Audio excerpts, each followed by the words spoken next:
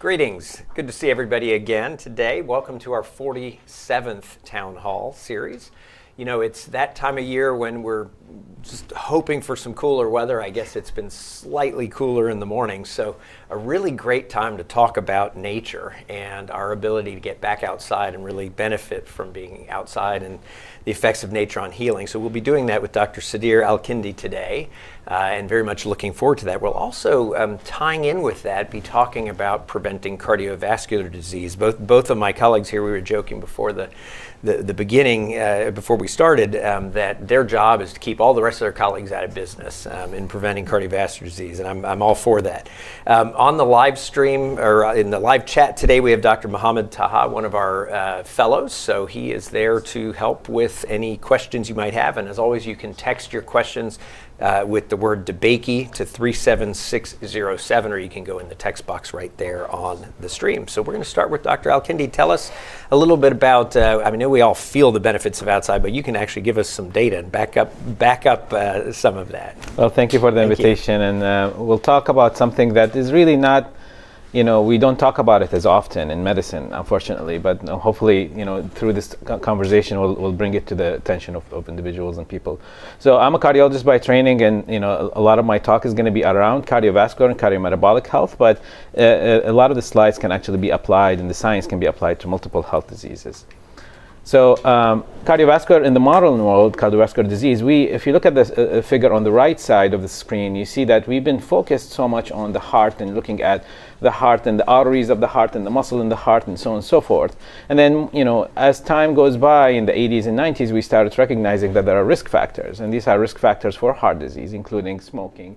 You need to sleep well, you need to eat well, you need to exercise. But I would go a step further and think about the environment that we live in and how we interact with that environment as a determinant of health. So the impact of lifestyle factors, diet, physical activity, and stress, and also how do we interact with our environment sometimes is more determinant of your risk, whether it's cardiovascular risk or cancer risk, beyond genetics. And it can contribute to your health more than you think. So there's a growing interest in the role of natural environment in understanding cardiovascular and cardiometabolic health. And we always go back to this question of nature versus nurture. And hopefully by the end of this talk, we'll convince you that nature is as important as nurture, and probably even more. So biophilia is a term that people use, and it comes from bio, nature, and philia, where we like nature, love nature. And there is basically innate connection of humans with the nature, and we possess this deep-seated affinity to interact with the natural world, and suggest that our evolutionary history really primed us to find nature exciting and restorative. We also are connected to nature by design. So if you look at, not necessarily just the natural environment, but how we make our environments more natural or natural looking. And this can happen across scales, as you can see on the right side, whether it's scales of time, where hourly, weekly, monthly, and annual, throughout the life cycle, but also across geographic scales. So, your neighborhood, even your home, your living room, but also going beyond that to your national area, your county, or your census tract neighborhood, and then internationally, obviously. So these natural materials and spaces, they use organic materials to make us feel connected to the environment around us, and this is really leading to more sustainable health and leading to what we call primordial prevention of heart disease, which is even before we prevent heart disease, we prevent the risk factors of heart disease and other diseases. So science has backed up the notion that nature is connected to health directly, and you can see that green space is one of the kind of markers of connection to nature. And we have a lot of environmental effects from green space. We have a lot of social effects of green space in parks, and we have a lot of human effects. So some of these important environmental effects obviously is oxygen production, filtration of air.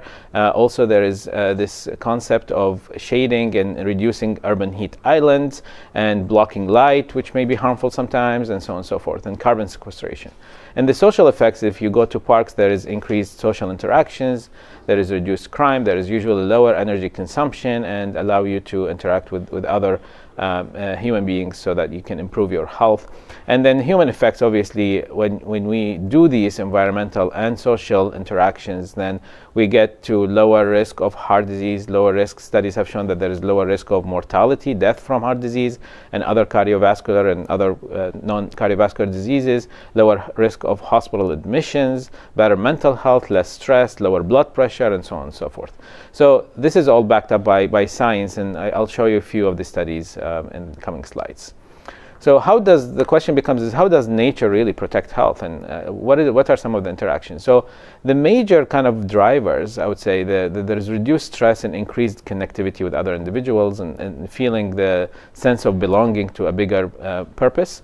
There's also improved physical activity. If you are spending more time in nature, you're more likely to improve your walking and running and biking and so on and so forth, and better air quality. Air quality is a major issue and something that we can't really control for the most part. So being in nature, being in parks and connected to the nature can help reduce that or improve health effects from poor air quality.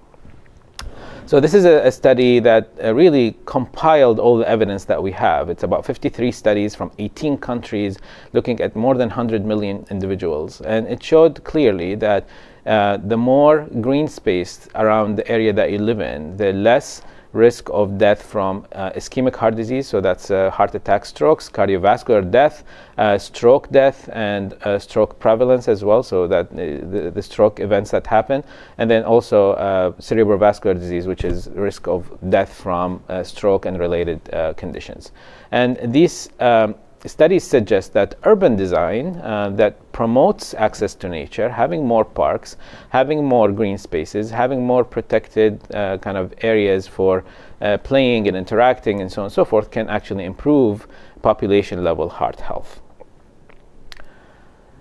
We have studied this and looking at another aspect of nature, which is a metric called walkability, and how walkable your neighborhood is. And it's a measure that we look at with respect to how safe the area is, but how often do people walk, and how green the area is, and so on and so forth. So it's a measure of walkability. And we showed that across the nation, in 70,000 neighborhoods, there is as you can see on the right side, the more walkable the neighborhood that individuals live in, the less risk of elevated blood pressure, the less risk of elevated cholesterol, the less risk of obesity, as Dr. Avenatti is going to talk to us about, and less risk of diabetes and coronary artery disease, which is a major determinant of cardiovascular health. We have been also studying the impact of green space, and it turns out that not all green space is created equal. We have been using technologies at Houston Methodist that really AI, advanced technology, using computer vision. We take these images across Houston, where we look at these Google Street View images, and we look at the separation between vertical green space and horizontal green space, and think about it as trees versus grass. And what makes sense to us is that the trees have more impact on green space that's vertical, has a more strong association with less risk of heart disease and less risk of stroke as compared with horizontal space. So that's something that is emerging, and hopefully we'll have more data about that. So what can we do to improve nature access? What can we do to improve our health through nature interventions? It turns out that even brief encounters with nature, sometimes 10-minute walk, 5-minute walks, 20-minute walks, can have a profound impact on stress levels. It can have a profound impact on the areas in the brain that are stressed and kind of fight or flight response, and you can see different signals when people walk in the nature before and after. Even houseplants, things that are micro in your microenvironment at home. So houseplants, giving window views. Some of the things that we're trying is really, even in the hospital, providing some virtual windows in areas where we don't have windows, and providing access to nature in that regard. And all of these have profound impact. And you can see on the right side some of these interventions that can be attempted at different scales.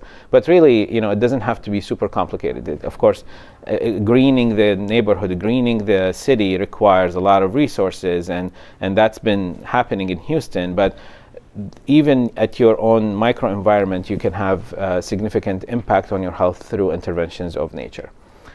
Some things that we're trying in the hospital as well, on the hospital side and from the clinic side, is really outdoor prescriptions. This is a work that's led by my colleague, Dr. Marc, that is working on providing and understanding the impact of providing outdoor park prescription, outdoor nature prescription to patients, and see the impact on cardiovascular health, and see the impact on mental health, seeing the impact on different type of conditions and diseases. And we know that connection between outdoors and social engagement can have a significant reduction of loneliness, and that by itself can have an impact on multiple domains of health. So I'll show you a few slides on few data that we've been able to compile and put together in terms of projects that looks at Houston, so the local area. This is a study that we've done looking at the greenways bayous, and as you know, these greenways that were created in neighborhoods to connect the bayous, so we can have a lot of walkways, vacations, and things like that. So that speaks volumes to the effects of the neighborhood and your walkability and the nature access on cardiovascular health and beyond. We looked at thousands and thousands of patients that get care at the Houston Methodist. This is a study that we looked at about 220,000 individuals who have cancer history from Houston Methodist between 2016 and 2022. And we looked at whether they reside in a walkable area or they reside in non-walkable areas. And you can see that residing in higher walkability neighborhoods was linked to 21% reduction in high blood pressure, 33% reduction in diabetes, obesity, and any cardiovascular risk factors. So that adds to the pre-existing literature to suggest that nature access, walkable neighborhoods can have a profound impact. And it turns out that it's not only the nature access, but there is an interaction. On the right side, you can see this is an ongoing study where we're looking at the interaction between neighborhood walkability and nature availability. So it turns out that in the green here, you see a significant reduction when you have of cardiovascular risk when you have higher walkable neighborhoods that reside in higher nature areas. So that's something that can really interact in how do the various aspects and domains of your neighborhood interact with each other to produce cardiovascular health. This is other type of work that we're doing, and we're kind of in science, we're taking a step back and saying, okay, let's look at things in unbiased fashion, because there's more things that we don't understand than things that we do understand. So this is work where we take images from satellite images, work where we take images from Google Street View images, and then we link it with cardiometabolic and chronic kidney disease and obesity and diabetes at the neighborhood level. And we wanted to ask, using AI technologies, evolving AI technologies, we wanted to ask a simple question. To what degree does the variance between neighborhood to neighborhood in terms of stroke prevalence or coronary heart disease prevalence can be explained by things that we can find in our neighborhoods and environment, and what things are actually associated with these risks? So what we find is, in these images here, we find that, first of all, about 60 to 65% of the variance between neighborhood to neighborhood can be explained by things that the computer sees on these images. And it turns out these are actually green space. So a lot of the green space that is being picked up in these heat maps in the lower part of the screen can be associated with lower risk of coronary disease, stroke, and chronic kidney disease. And you can see on the right side this correlation between what we can predict using these images, but also what we can observe using data. And there's a strong correlation. So what are we doing at Center of Health and Nature? We are doing a lot of different projects. We're looking into how can we improve heart health from a nature perspective. So we are partnering with companies that have really high resolution aerial imaging around Houston to quantify nature. And this can be quantified over time. So we can track the individual over time. How does that improvement in nature access, how is the improvement in tree planting and so on and so forth can actually enhance health, and look at the trajectories of health. We are also looking at, there is a Greening of Houston initiative, and we're looking at what is before and after, what is happening in terms of health outcomes, so that we can produce the evidence that can, push our policymakers, clinicians, and so on and so forth to adopt nature access as an intervention. We're looking at very kind of sophisticated high spectral images that are obtained from satellites to look at the quality of green space. We're looking at nature and how do these link together across seasons, and how do they link with cardiovascular health. We are also partnering with other kind of groups to look at the impact of apps on the phones or wearables to look at cardiovascular health and other non-cardiovascular health to investigate where people spend most of their time and how much time, so the nature dose, so to speak. We're also investigating, like I mentioned, the PARC prescription and how can it integrate in different service lines and things like that. And of course, we cannot forget about nature and health equity, and that's a big major issue that we're trying to tackle, to understand really to what degree does nature inequities contribute to health disparities, and how can we bridge that divide by producing maybe, for example, targeted PARC prescription or nature prescription. So I'll stop here, and thank you so much for listening in. Wow, I've got so many questions, but it's fascinating. And but I want to get to Dr. Avenatti first, and then we're going to have some chance to ask both of you a lot of questions. So let's turn to you and talk about cardiovascular disease prevention. Well, that's very high stake to follow, but thank you for having me here today and share with you what we do in the cardiovascular disease prevention and wellness division within Methodist. You've heard by Dr. Al-Kindi, there's a lot of research ongoing in areas that were not considered traditionally to be cardiovascular disease prevention, and we really strive to get to the most of our patient in terms of clinical research and education. And it really takes a team. We're part of a bigger team that really wants to get to our patient in the best way possible, trying to tackle all different aspects of cardiovascular disease prevention.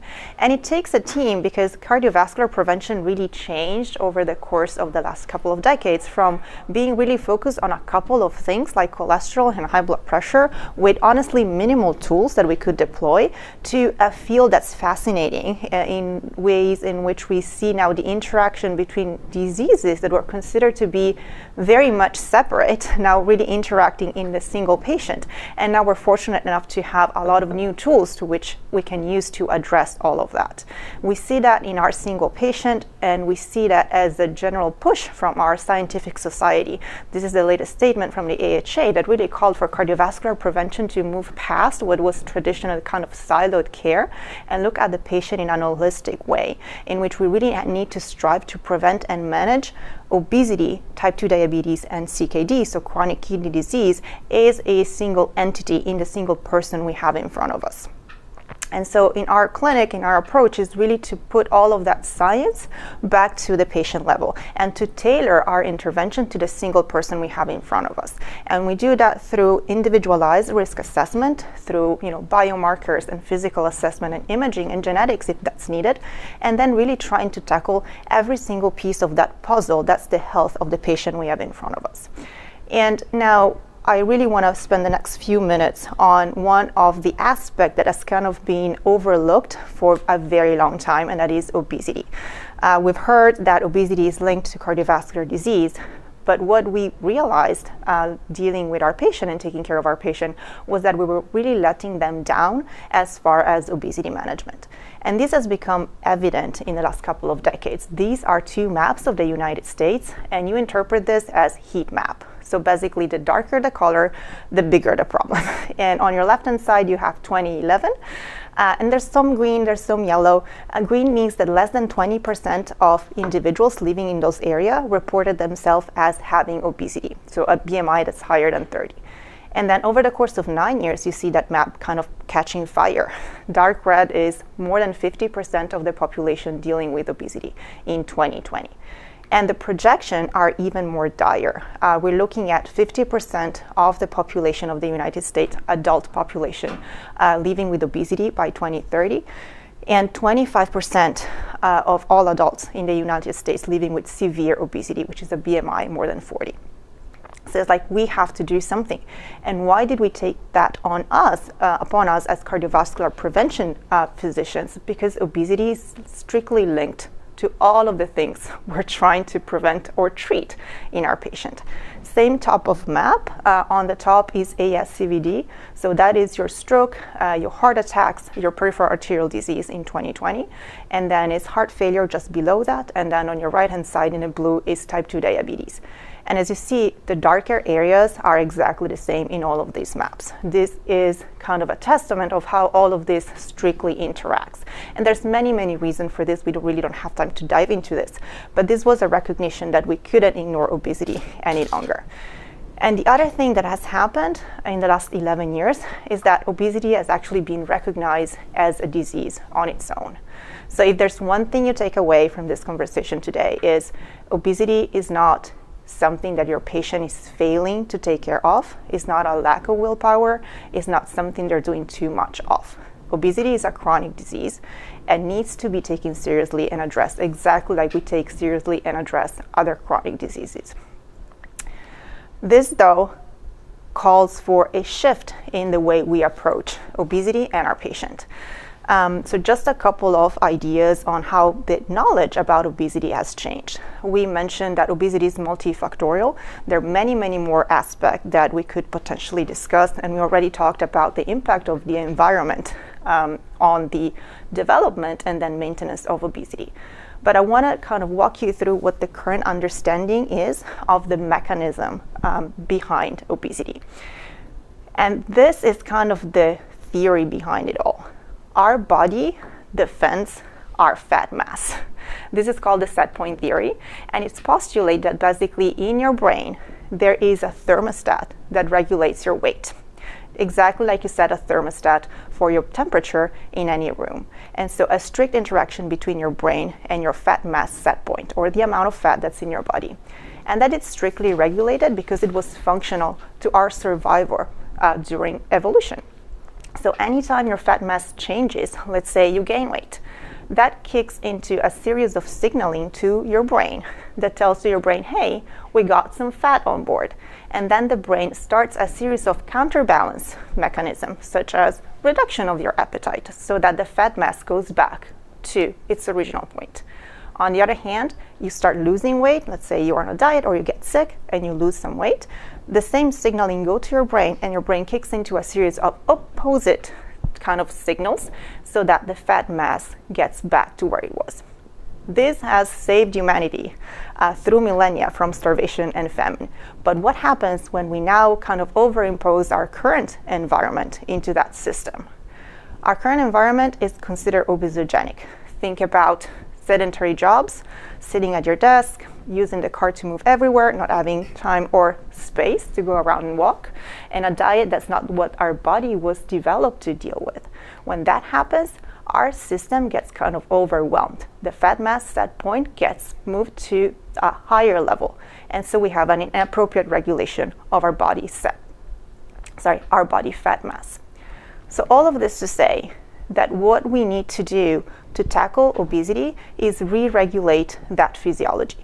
There's many ways we could potentially do that. We could potentially work on our environment, for example, and kind of make it less obesogenic. But from a medical standpoint, what we finally had the chance to do in the more recent year was finally have some sort of pharmacotherapy, some sort of medication that actually tackles that specific aspect.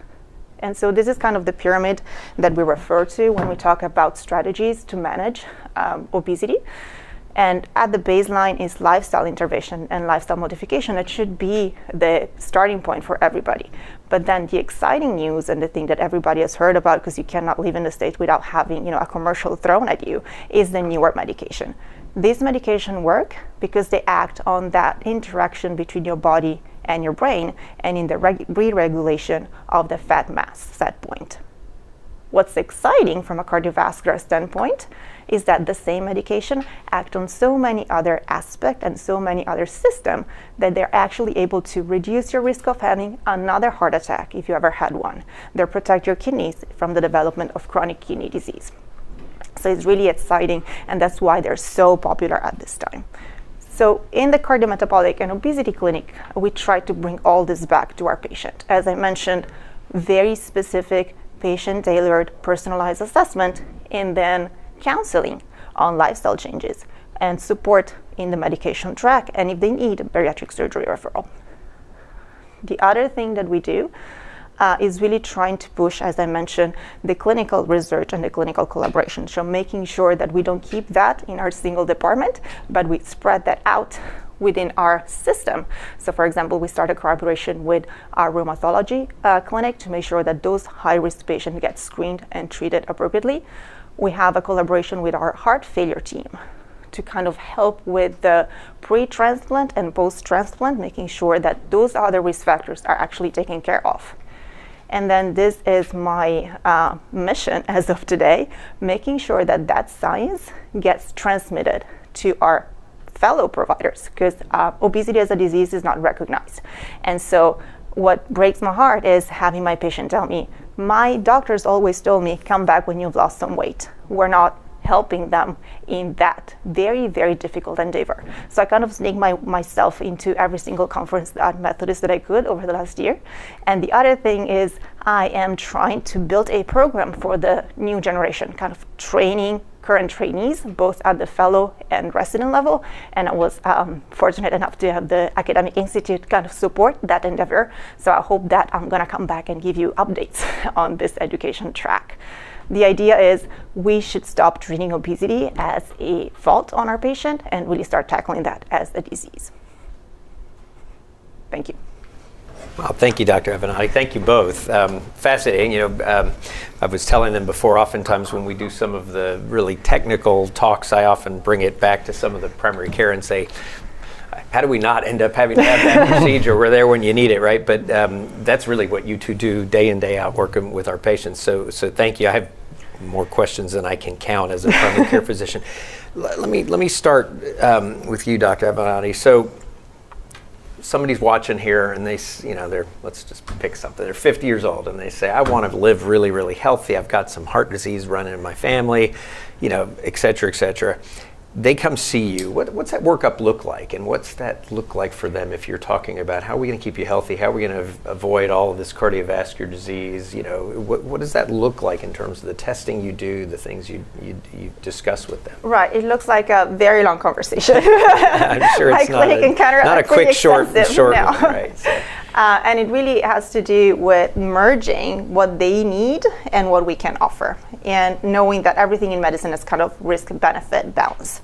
But what it looks like is a detailed history, a family history and a personal history, and a detailed understanding of where they're at as far as physical activity as well as stress levels, and all those things that we don't consider necessarily being risk factor for cardiovascular disease, but they are, including sleep deprivation. And then it's a set of labs. We're looking at the classic things like cholesterol, but we also look at inflammatory marker, CRP. We look at the kidney function in details. So I'm usually I'm throwing in a urine test for them and proteinuria. And then we usually do a calcium score. And that's going to explain what that is for everybody. Yeah, sorry. So a calcium score is a CT scan that's low radiation. It's the same amount of radiation that you get through a mammogram, basically. So super safe within our system because we have great technology that allows you to do that with no contrast. And what we're looking at is basically calcification inside your coronary arteries.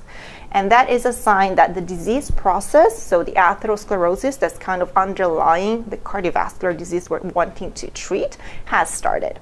And so that helps me kind of gauge how aggressive I need to be. Because for some patient, honestly, consultation and some kind of nudging in the right direction as far as dietary patterns and physical activity and control of things like stress and better sleep patterns might be more than enough. For other patients, we might need to talk medication, and that I want to have that knowledge to be able to provide my best recommendation regarding the strength of the medication, the amount of medication we need to take, and whether we need to shoot for a certain level on blood test as a marker, or we could just say, you can take it, we don't need to check on this anymore.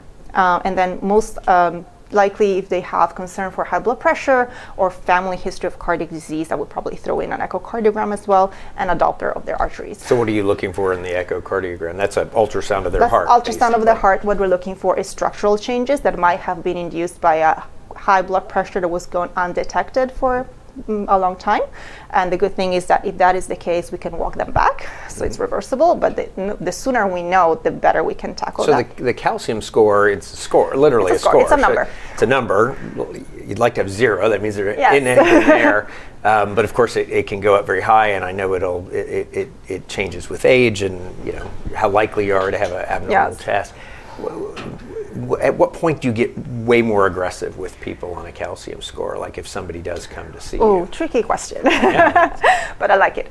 So way more aggressive on my personal is above 300 to 400. Okay. And that has to be adjusted for age, of course, because if somebody So you're seeing a very significant calcium score before you get not more of a, hey, I see just a trace here. So again, it depends how aggressive the patient wants me to be. Okay. But if somebody is 40 and has a calcium score of 10, to me that's early disease. Right. Because at that age, most people shouldn't have that. Right, but in the most of our data says that when it gets to 300 to 400, you have the same risk of somebody who had an event. So that's what I'm meaning by very aggressive. So you get to that kind of score, it's as if you've already had a heart attack or already had a stroke or something that would cause you to get. So what I tell really my patient is, I'm throwing the kitchen sink at you. Before that, it's a lot more nuanced conversation, and it's a lot more what the patient wants and what the patient needs and what I can offer. And we go by numbers, your risk is X. If we do this, we can reduce the risk by 30%. Now that 30% might not be significant to me, but I'm not who's making the decision, right? It might be significant for you. Going down 30% from 10 to 6 might be very significant for you. And I'm going to support you. May not, right? Exactly. For somebody, it might not. I have a patient who was like, I'm 75, I'm doing great, I'm taking no medication. Do I really need to be on a statin? I was like, ma'am, your risk is 15, it's going to go down to 10. Do you think that 5% is going to make your life different? Do you really want to? And she was like, no, I'd rather not be on medication.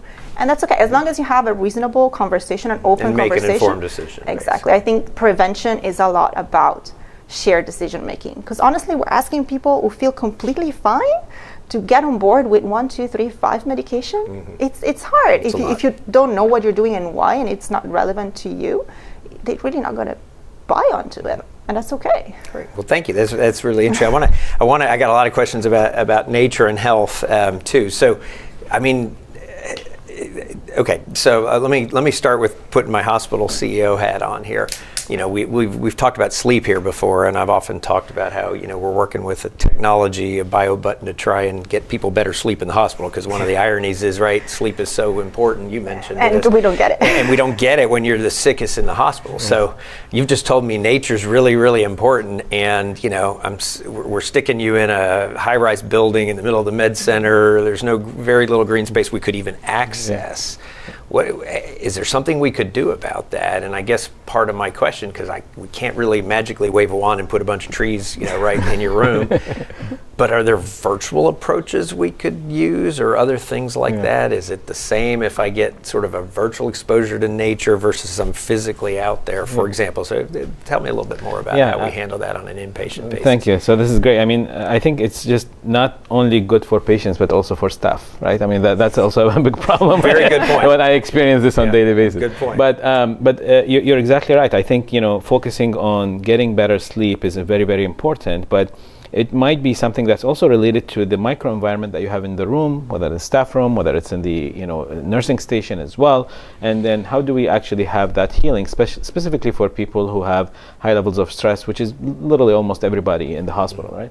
So I think there are approaches that some hospitals are taking, and I know that we have a healing garden that is something that's hopefully will get bigger over time, and we know that in the new tower we'll have some green space that's providing green space for patients and nature access, at least part. What you're referencing is with our Centennial Tower, which is under construction. There's actually, I forget exactly which floor it's on, but there's basically an outdoor space that will be very green. We've worked with Texas A&M and others on that. We'll come back to that question. Right. But anyway, sorry to interrupt. So some of the approaches, I think the people watching wanted to make sure they understood the context.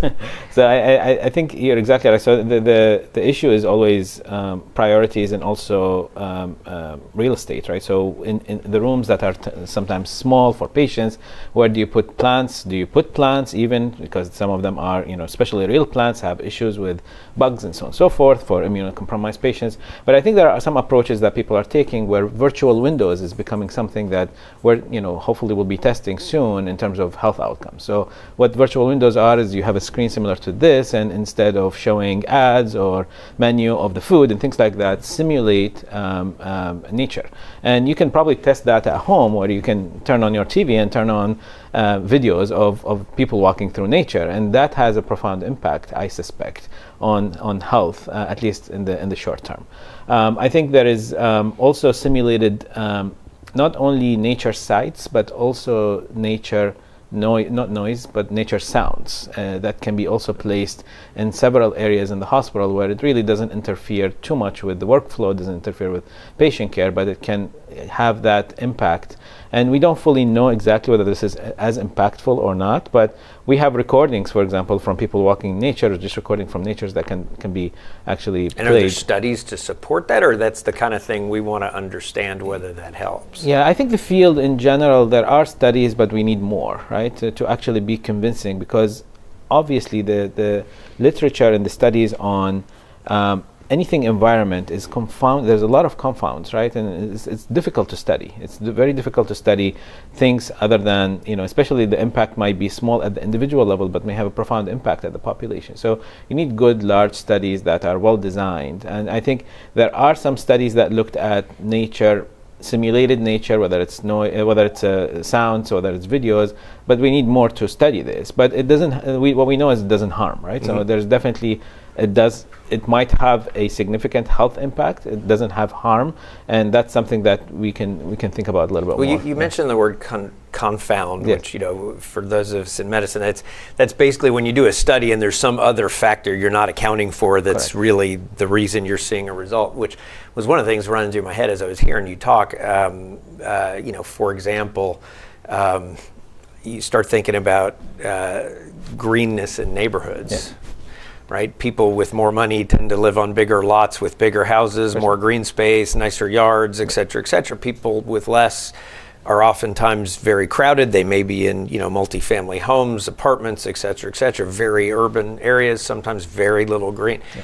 How do we figure that out? Because are we just having a marker for many, many other social determinants of health? Or are we having a true marker for, hey, you can get out and you can actually, benefit from the green? How do you correct for those kinds of things in a study?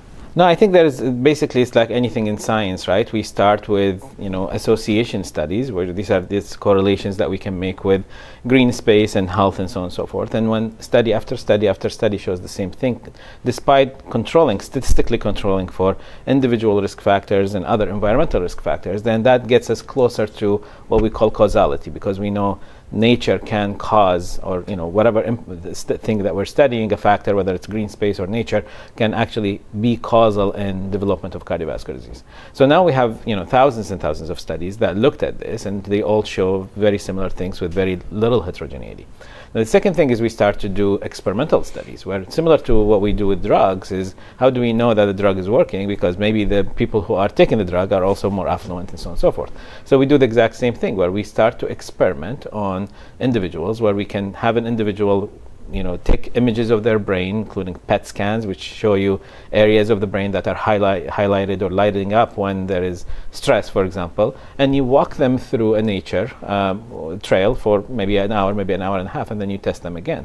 And then you see profound impact, because that gets us also closer to causality.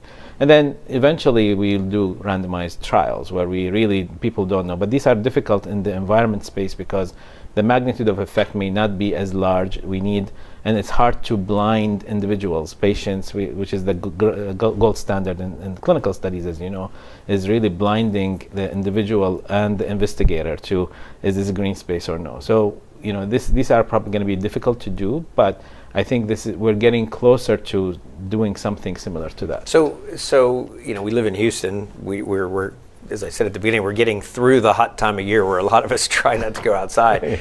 Of course, other parts of the country will do that in the winter. walking on a treadmill versus walking around in a neighborhood. Yeah. Is there studies to say is one better than the other? Yeah, I think because that seems to me like that might actually support a hypothesis that says it's more than just the exercise. Correct. There's actually something about being outdoors and experiencing the sights and sounds and smells and everything else of being outdoors. Has anybody looked at that kind of data? Yeah, I haven't come across a study that specifically answered this question because partly is also how do you get that data, right? Like it has to be self-reported, and the accuracy of that is also limited. I don't know of any study that actually studied this specifically, but there are studies that looked at something similar where they compared physical activity during, in nature versus not nature, for example, and showed that nature or green space, physical activity during or in the location of green space can be significantly associated with a lesser risk of X, Y, and Z health outcomes. Great. So, and these are large studies that looked at populations. That's great. Well, thank you. So many things to ask and answer. I've got a few more for you, but I want to make sure we're getting to things that have come through while we're here. I'm going to ask Dr. Avenatti a little bit. Someone asked, a lot of us have jobs where we sit at computers all day long.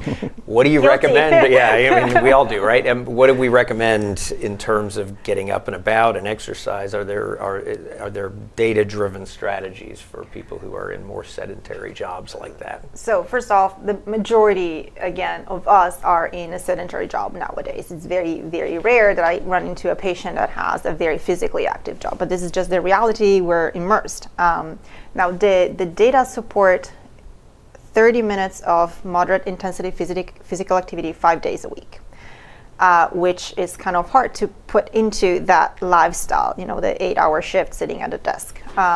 What we know, though, is that those 150 minutes don't need to be necessarily consecutive, so you don't have to exercise an hour. So you could squeeze in anywhere in your day. Okay, so that's really, really important, right? Because, yes, a number of years back when I trained, we all thought it was, you got to do 30, 40 minutes each time. No. Now the data really says you can chop it up. You can parcel that up. So if you have 5 minutes, if you have 10 minutes. And so what I tell my patient is the first step is try to walk some physical activity into your daily routine. And it sounds trivial, but it's effective. So park on the further end of the parking lot. Mm-hmm. Take the stairs if you have to move. And then if you are on a coffee break, go to the further coffee machine. And those seems very, very little changes. And there might not be enough for a lot of people, but it's a start. And then the other thing is everything we do that's new gets into the habit within our brain within 8 weeks. So it's going to be very hard for the first 8 weeks. If you can stick to that, it's going to get easier. And then the endorphins that are released by physical activity are going to kind of prompt you to continue doing that. So there's no really a recipe. It's very much personalized, whatever you can fit into your schedule. So what's moderate? You said moderate. It was a key word you said in there. What's moderate? Because walking, I 100% agree with the advice that, hey, if you're barely doing anything, go now walk to the farther coffee machine. But that's not going to be moderate exercise. Correct. That's not moderate exercise. When we recommend moderate physical activity, it's a physical activity that lets you talk but not sing. It's kind of a good way of gauging that. So you can be walking in the neighborhood with a friend and you're able to... You can have a conversation. Speak, but if for some unknown reason you decide to start singing to them, Correct. You'll be having trouble while you're walking. Because you don't have enough energy for that. Okay, so your prescription is everybody go out there and start singing to your friends. And if you can, you got to walk faster. Okay. Again, those little movements during the day are not going to get you to that threshold, but it's a way to get moving. Kind of gets you up there. Okay. Yeah. And should you be clocking it? I mean, for that 150, is it? And you said over 30 minutes a day over 5 days. Is 150 minutes in one day okay? If it just is on Saturday, you're really active for the week? It honestly is. Okay. And you can do your workout during the weekdays and then get the weekdays off, the weekends off, or you can you can flip-flop if you want to do that. Okay.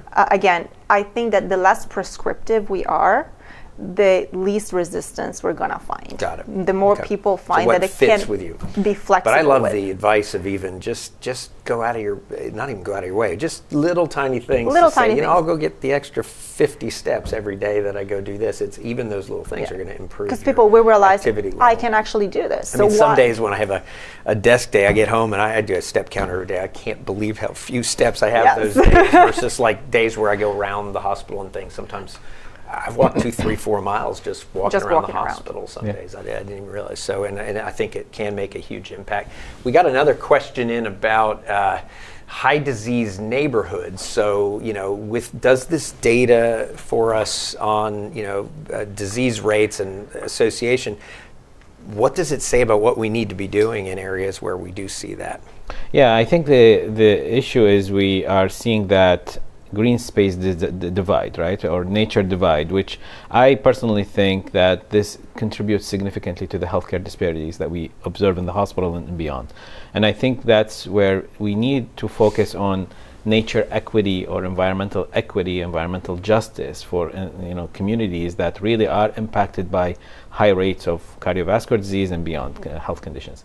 I think the key is really developing the evidence first, right, to show that this is actually, whether it's associations, whether it's interventions, whether it's X, Y, and Z, but then also working outside the hospital environment where we can intersect with policymakers, we can intersect and interact with people who can actually make that big difference in accessing and improving nature for communities that are important. The other thing which I didn't speak about is really how can we utilize nature access or the environment in our cardiovascular risk prediction and assessment, right? So in general, right now, patient comes to me, like Dr. Abinati mentioned, we get blood pressure and so on and so forth, and we ask them. We often don't ask them about their environment as often. So getting that data, whether it's through questionnaires and things like that, or through geospatial models, similar to what I did, which really we have the address of the individual and we can tell about their neighborhood, can have a profound impact on how we classify that individual in terms of future risk. And perhaps sometimes is the intervention not only on improving their nature access, but by knowing that these individuals may not have the ability to be in nature, whether they live in a nature desert or so on and so forth, we can intervene on their regular risk factors by reducing their blood pressure a little bit more, by doing a little bit more for their cholesterol, because we know that these factors, environmental factors, act through the risk factors, the same risk factors that we study and investigate in the clinic. So, there are multiple avenues. I think as clinicians, we need to think a little bit more about how we can integrate these factors, whether it's pragmatically through their zip code and so on and so forth, or through actual measurement, and then how do we intervene upon them, but how do we integrate them into cardiovascular and other health assessment tools. And this is a lot of the work that we're actually doing right now. So if I'm being a little skeptical, how do I know this isn't just exercise? Yeah, right. As opposed to nature, right? If you follow the difference, right? I get it, because they're inextricably linked. You're more likely to walk if it's prettier and nicer, and yes. You're outdoors and everything else, or if it's safe. All those things that happen.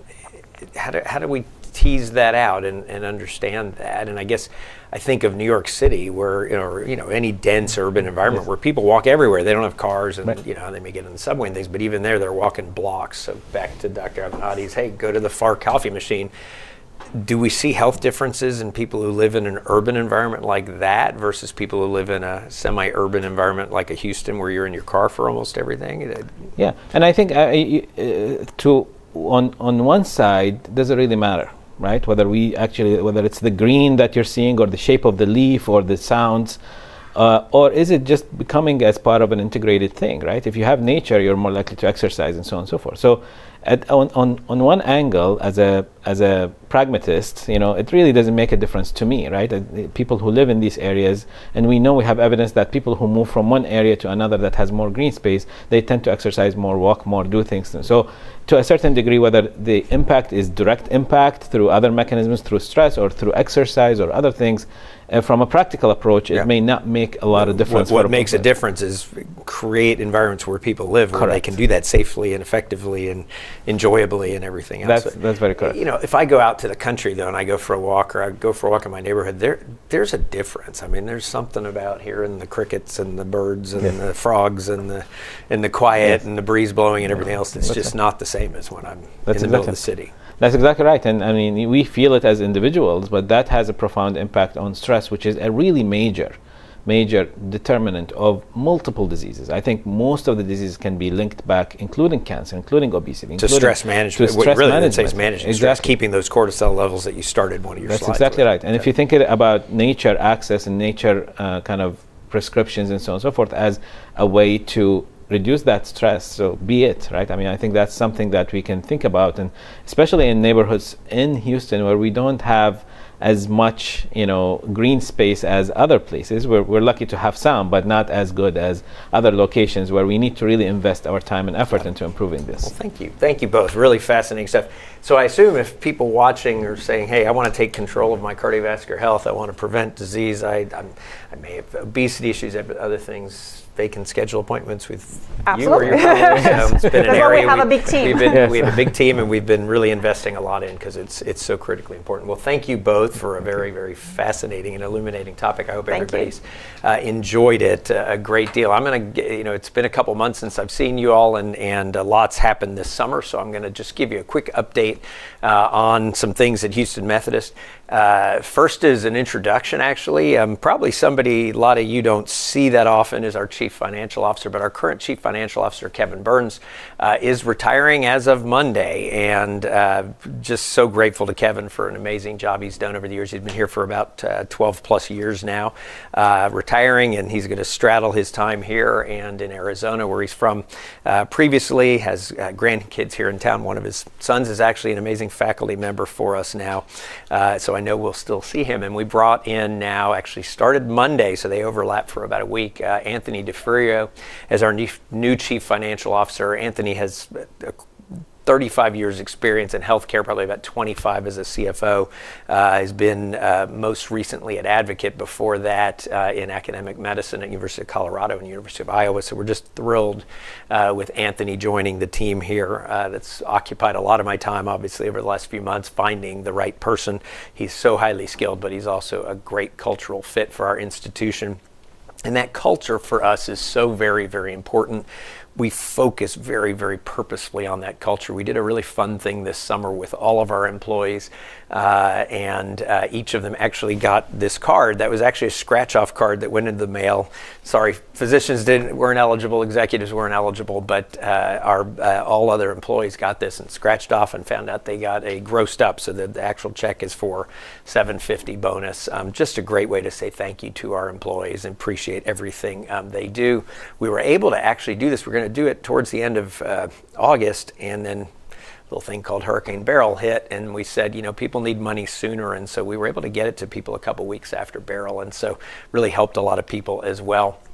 And on that kind of topic of emergencies, this is something I'm very proud of. We actually surveyed our employees towards the beginning of the year around what are the benefits they really enjoy having. And one of the things that came through loud and clear, and we've seen this in studies everywhere, including in Houston with the Kinder Institute. And by the way, the Kinder Institute and the Kinders, big time in the green space, and actually have helped support some of our programs, as well as obviously many, many projects here with our parks.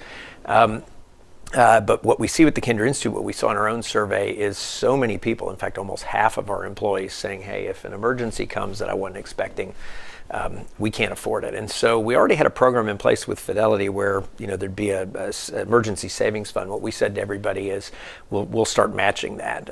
We've done that this year. We may increase that in the future, and we've been able to take it from less than 1,000 of our employees to now already over 5,000 of our employees who have this. And I think that hopefully will go a long way to helping people with that. And we have amazing long tenured individuals.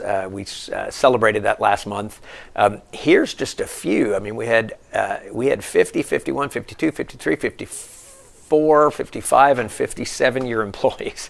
And not to mention a whole bunch before that. And you see 4 of our 5 50-year there in the upper left. You see one of our 55-year employees, and then 2 57-year employees. I was joking with our board yesterday. They both leaned in for the picture. But I was saying they're so tired after 57 years, I'm holding them up there. And that's Essie Davis and Marguerite Spano. And, if you look at the jobs we've got in these group, we've got RNs, we've got surgical techs, we've got cath lab tech, we've got people monitoring some of our telemetry, and other people with really awesome jobs who've given much of their lives to Houston Methodist, and we're so appreciative. And when you put those many good people together, all our amazing physicians, other clinicians, and really all the structure built around them and the teams of people, great things happen. And I've shown you these data before. This is actually Vizient, which is what I track the most as a balanced scorecard. Blue means we're in the top 10% of hospitals in our respective size groups. Green means next, or the top 25%, et cetera. 5-star means we were in the absolute top group. Second year in a row, 7 out of 7. There's no hospital system in the country that achieves this. Our academic hospital, HMH, Houston Methodist Hospital, in the medical center, highest it's ever been ranked, number 4 out of 115. Willowbrook in that next big group, number 2 out of something like 170 or so. And then we had the 1, 2, 3, and 4 slots. Last year we had 1, 2, 3, 4, 5, but Willowbrook moved into a different category. And so we are just doing beautifully well. And I'm proud of our teams for all they've accomplished with that. This is the group that was there celebrating. And let me tell you, people take notice when you see one institution doing that. With CMS, one hospital is 4-star, 6 of them are 5-star. I'm very proud of those performances as well. Then just a couple neat awards. I always talk about focus on the fundamentals. The awards follow, but it is fun to celebrate them when they come out. Forbes put us as the #1 employer in the state of Texas. Very proud of that. HEB number 3 here, a Houston brand as well that's often up there with us, and very excited about that with the team. Some awards around our virtual nursing and the digital effect that we have and implementation we have, which has been so popular with our patients, with our nurses, with really everybody, and you'll see us continuing to lean into much of that technology. And with one of the national nursing organizations got their #1 award. This is one institution a year gets this, really for excellence in nursing care at Houston Methodist. Digital health, number 9 in the world, best smart hospitals. They started this 3 years ago. We've been, I think, 10, 11, and 9, so we're running there with all these different wonderful hospitals in the world. Then the last thing just shows picture of some things you will see coming. I don't have pictures today, and I had a question come in about the new building, the Centennial Tower. Centennial Tower will open in about 3 years, so it's going really, really significantly. We'll show you some pictures maybe next time. And of course, Cypress is opening up in about less than 6 months fully as a hospital. We've got some other activities already open there.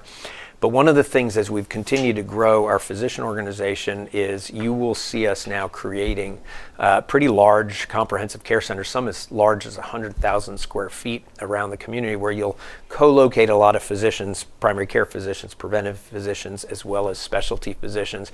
And depending on the site, you'll see physical therapy and lab and x-ray and CT and MRI and many other things at those sites, and quite possibly even some surgery centers and other things. So stay tuned. Thought you'd be interested to see the concept of that, and that will be rolling out over the next couple of years.